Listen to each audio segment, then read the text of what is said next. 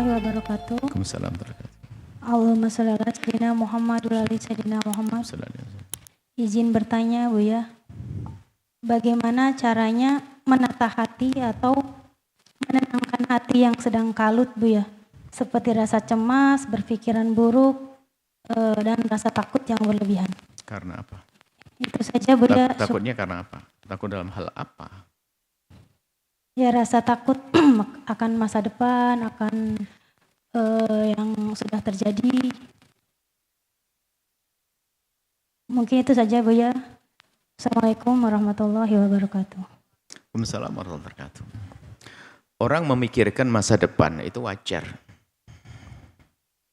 Tapi berprasangka buruk masa depannya jelek adalah tidak boleh. Bahkan kepada Allah kita harus bersangka baik. Prasangka baik itu menumbuhkan cita-cita. Saya ingin hidupku baik. Rumah tangga yang baik, maka karena cita-citanya baik, harapannya baik, dia akan meniti cita-cita cari pasangan yang benar, bukan asal dan sebagainya. Adapun masa lalu adalah berlalu. Jika itu dosa kita sesali, mohon ampun. Tidak boleh menjadi beban atau sesuatu mungkin hilangnya barang dan sebagainya. Kan sudah hilang, kenapa sudah hilang? Ternyata masih saja kita ingat-ingat. Kalau bahasa hikmah yang pernah kami hadirkan, luka yang pernah datang biarkan pergi, jangan kau kunjungi lagi dengan cara mengingat-ingatnya kembali. Jadi kalau orang normal mudah, yang menjadi masalah penanya ini sudah tidak normal dari sisi mentalnya. Jadi ini sisi mentalnya, sehingga dia merasa ketakutan dalam segala ketakutan. Termasuk nanti akan ibadahnya takut tidak diterima, kompornya takut belum dimatikan, atau mungkin bisa was-was juga masuk di dalamnya.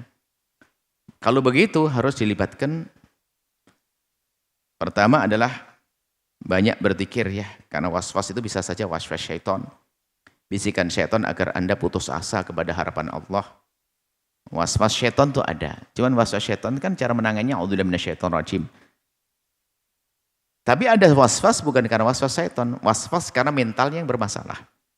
Sehingga ini para ustadz harus paham bahwasanya was-was tidak saja dari syaitan. Sehingga ustadz yang was-wasnya hanya memahami was-was dari syaitan itu, orang kena mental hanya suruh baca a'udzubillahi minasyaitonir rajim, doa-doa tok, tidak diterapi secara benar menurut ahlinya.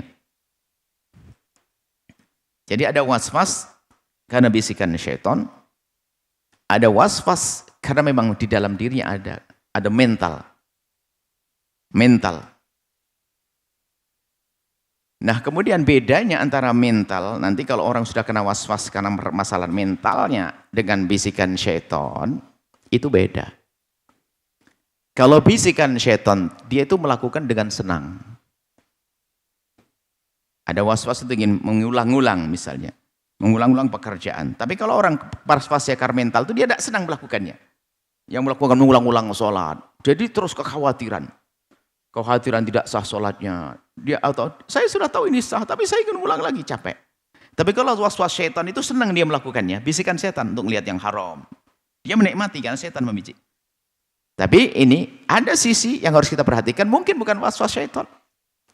Bukan bisikan-bisikan setan, was-was bisikan dari dirinya, dari mentalnya yang bermasalah. Nah, untuk hal ini yang kedua, Anda sepertinya ini, karena hampir dalam segala Anda mengatakan. Jadi yang diri mental Anda sudah luka. Kalau mental luka, ya sensitif. Nanti mengarah was-was akidah, was-was ibadah. Kemudian dalam hal-hal sepele, masa depan, ketakutan. Akhirnya menikah kan bisa saja suami yang sangat baik, akan tapi pernah dengar suami tidak baik, dipikir suaminya seperti itu. Akhirnya nggak kemana-mana dia. Hidupnya tersiksa. Nggak punya prasangka baik kepada Allah, secara imannya kropos. Sisi lain adalah mentalnya itu mental yang ketakutan terus. Maka Anda datang kepada ahlinya, datang kepada psikolog untuk diskusi dengan beliau, untuk diurai permasalahan Anda, dan nanti akan ditawarkan solusi-solusi yang tepat buat Anda. Jadi ini, jawabannya adalah, kalau pertama waswas syaitan, itu sederhana, Anda banyak berzikir, membaca, menyebut nama Allah, selesai. Tapi kalau waswas urusan mental, harus datangkan ahlinya. Diajak ngobrol Anda, sebab-sebabnya dulu apa. Nanti kemudian setelah itu, dialihkan kepada sesuatu yang positif, yang menjadikan Anda tidak fokus kepada permasalahan Anda, dan mungkin dikasih gambaran-gambaran. Jadi misalnya Anda masuk semak belukar itu was-was ada ularnya. ada ularnya Anda. Tapi setelah dipastikan tidak ada ularnya, Anda harus lega. Misalnya sudah disemprot, dikasih apa dan sebagainya. Dan itu adalah ilmu. Maka untuk menyelesaikan mental Anda dengan ilmu iya, tentunya dengan ilmu yang sesuai dengan permasalahannya. Dan ini adalah orang pakar psikolog yang mengerti. Dia akan memberi Anda, akan diajak diskusi Anda, permasalahan Anda, sampai nanti akan ditawarkan solusi-solusi yang tepat bagi Anda. Dan kami himbau kepada para saudara-saudari kami yang punya ilmu ini perlu untuk dihadirkan, dan Anda harus banyak membantu saudara-saudari Anda yang punya permasalahan mental. Seperti yang bertanya ini, kami duga Anda punya permasalahan mental. Sebab rasa ketakutan yang berlebihan. Dan itu membahayakan sekali hidup Anda, mungkin susah senyum Anda. Mohon maaf, saya tidak ketahuan orangnya di mana tadi. Anda susah senang. Di balik senang nanti akan ada pikiran yang tidak baik. Makan enak, mikir jangan-jangan diracun sama orang. Ngapain mikir ke sana? Kan sekarang zaman orang pada nggak benar, kan repot. Nikah dengan laki-laki baik, tapi kan tetap manusia. Takutnya Anda semuanya akhirnya Anda jauh dari kebaikan-kebaikan yang sudah dipersiapkan oleh Allah untuk Anda. Itu saja, wallahu a'lam bishawab.